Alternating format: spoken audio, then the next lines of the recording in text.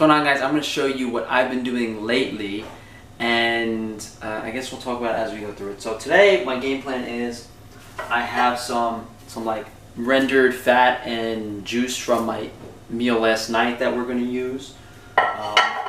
In regards to the bulk of the meal, it's going to be, I got some lamb shoulder and I have some very yellow, amazing looking beef fat that we're going to throw on the grill. And there's no way I'm going to eat that much. I'm just going to, I left it out too long, so I'm just going to grill it all at once. And then we just have some salmon roe that you guys saw in my other video. I'll probably have a tablespoon or two of this. I'm going to eat these later. I got some beef testicles, but I'll do a separate video on that. And you guys are fucking, like, I thought I was crazy before I made this YouTube channel, and some of the stuff you guys tell me to do, I'm just like, you know, I've already crossed over the line, so I'm not going back, right? But that beef fat, guys, you know, half of it looks good that I get, half of it doesn't. So most of it is like this is still good. It's not like super dark, like yellow carotenoid fat. Like, it's not all like that, and it never will be. Like, that's from certain parts of the animal, it stores more of the carotenoids. It's softer and stuff. So most of my fat is not as pleasant as this, and this is like, dude, this is so soft. It's so good. It's ridiculous. You know, best case scenario, this tastes like butterscotch. This actually tastes a bit like the packaging, unfortunately. So I'm gonna go outside. I'm gonna throw this stuff on the grill real quick, just get to sear on the outside. And you know, one part of the reason I do that is because, you know, a lot of the stuff was packaged in plastic before, and it has this off taste on the outside, as well as the factor of removing any cross-contamination bacteria problems. So although I do eat certain foods raw, for the most part, unfortunately, living in our modern world, it's not like I can just, I mean, I could pick up lambs and start breaking down my own animals, but guys, I'm crazy, I'm not stupid. I'm not going to sit in my garage, sorting my guts out, getting attacked by flies with a saw, breaking down a lamb every day. I'm not doing that. Like, I don't care what you guys say, I'm not doing that. So this is what I'm doing now. So let's go outside and I'll show you guys my grill setup. So this is my own pillar of hell I have in my backyard. I take a gas grill, I laid some grates, some old grates on the burners, and I put a bunch of charcoal and wood on those grates, and this gets really hot. One time I accidentally left this closed, and it was well over 1,000 degrees in here.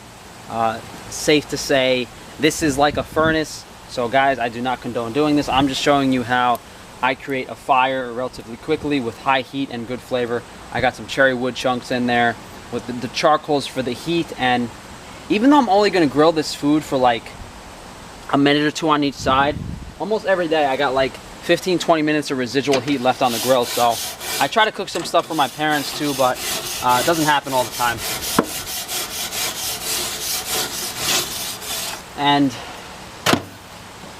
word of warning, never put fat on a grill, and this is why. I mean, I like to have a little bit of flavor on the outside of the fat, but fat is literally fuel. It will literally ignite. See how fast this is burning?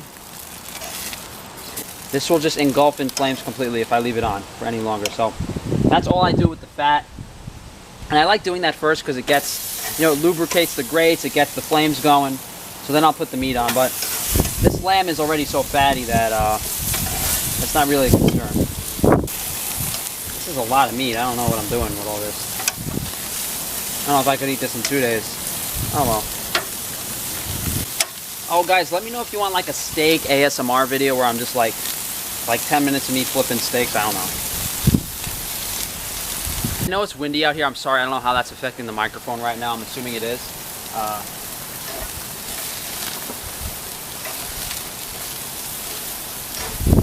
But I try to be really careful with these lamb chops, because if I leave these on for like more than a minute or two on each side, they'll overcook past the point that I like them. So although I want to get as much flavor on the outside as possible, I'd rather have a little less flavor and have them raw in the middle. And I'm just going for like a little browning, guys, like nothing too crazy.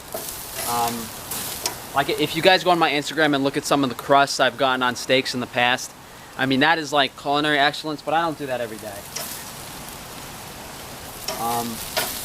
The amount of fat that I just cooked on the grill, that's actually probably not enough fat for this amount of muscle meat. Normally I would cook more fat. I guess I just went a little lighter than usual today. Usually I try to keep the fat really high so I'm satiated, and I save money too because the fat is cheaper. And sometimes, and like, I just killed the gas, but this fire will be hot for another hour or so. So it's literally, you know, so much wasted fuel, but, you know, what are you gonna do? So actually, I completely forgot about this plate. So I'm gonna just throw this in the oven to warm it up, and we'll actually eat on this plate.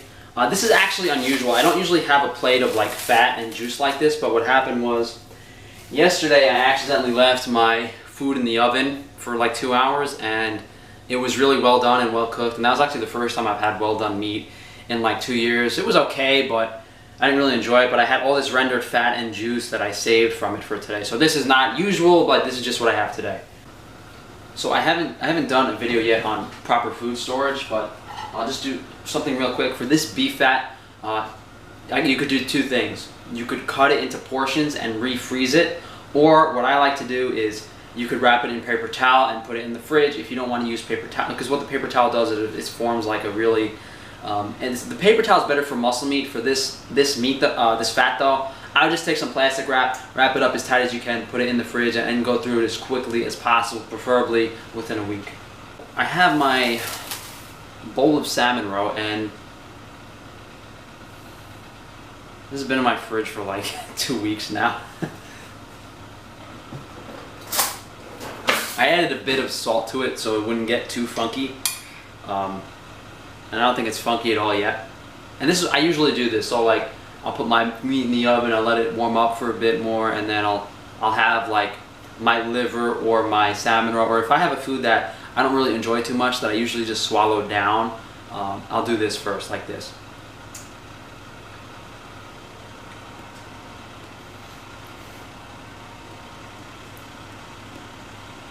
That is so tasty. Something about it sitting in the fridge for a week and a half and fermenting a little bit. The iodine flavor is reduced. It's really pleasant, almost has this sweet nuttiness to it. And this rich cholesterol-y texture. I have a whole video on salmon roe talking about it. That was, I think, last week.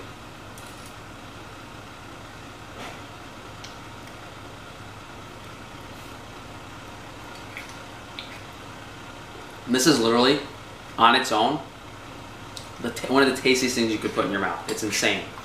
And it's literally the best food for you.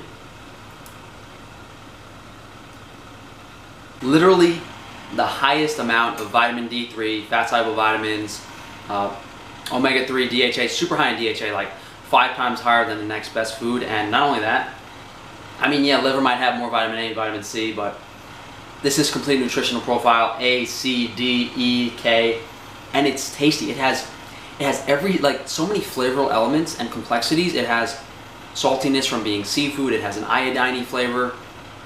It has this nuttiness from the richness of the cholesteroliness of the eggs. It has this salmon flavor. It's just so complex and extremely flavorful for an animal food. It's literally, you cut it out of a fish, and now you let it sit for a month or whatever, and the flavors change and transform, and it became even tastier sitting in my fridge. So who knows how much more complex the flavors will get if I actually let it ferment and rot over a longer period of time. Okay, so I don't think I want to film, like, I'm not going to film me eating this whole meal. It might take me like 10-15 minutes, but so here I have beef fat. I got this plate that's heated up, that's full of, like, this is actually marrow fat and some steak juices. So what I'll do is, you know, I'll take my steak, my lamb shoulder chop, I'll salt it, and this is a French Celtic salt. It's just one of the, I've tasted a couple different salts and I like this one the most. So I'll salt my steak, and then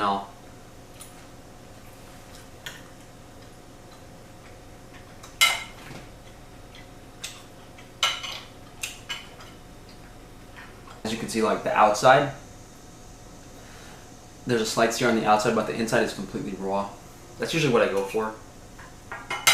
I get the flavor of the seared meat, but I also get the texture that I like of the raw meat. let me try this. Let me try this beef fat. So I don't know what's going on with the salt shaker. Sometimes this gets when it's really humid out. I gotta like dehydrate the salt again. It's a pain in the ass, but looks like I'm gonna have to. So it's a little bit of salt on that beef fat, and let's try it. I guess I should have tasted it raw. So beef fat always has a very subtle flavor when it's raw. So what happened was when I cooked it, now all I taste is like the flavor of the outside of the grill on the fat, and that's all I taste is like salt and charcoal. So not necessarily a bad thing, but when this is like raw and you eat it on its own, it's very mild, of course obviously very rich because it's fat, and it has this, sometimes it has like a subtle like nutty grassy flavor, and if it's like the best quality, it'll literally taste like butterscotch. It's insane. I've had beef fat like that in some of my past videos, but I'm gonna get a cutting board to fix this up, and I'll go through my meal, and then I guess first we'll talk about, so we got all those vitamins from this row. This is mainly for calories, maybe more omega-3s, mostly just calories. The beef fat, same thing. You know, we're always going for just small amounts of all the fat soluble vitamins through eating like a large amount of high quality foods. So I'm gonna, particularly the beef fat is omega-3s and carotenoids, vitamin A, and then lamb, pretty much the same thing really. Small amounts of vitamin K2, but I'm gonna finish eating this, and then I guess we'll see how much I ate, and maybe we'll have another meal later today. I don't know. I didn't actually realize how many bones were in this. I literally bought I had like 2.5 pounds of these lamb shoulder chops, and literally I think I got over a pound of bones here. So I'm actually gonna end up going through all this, but.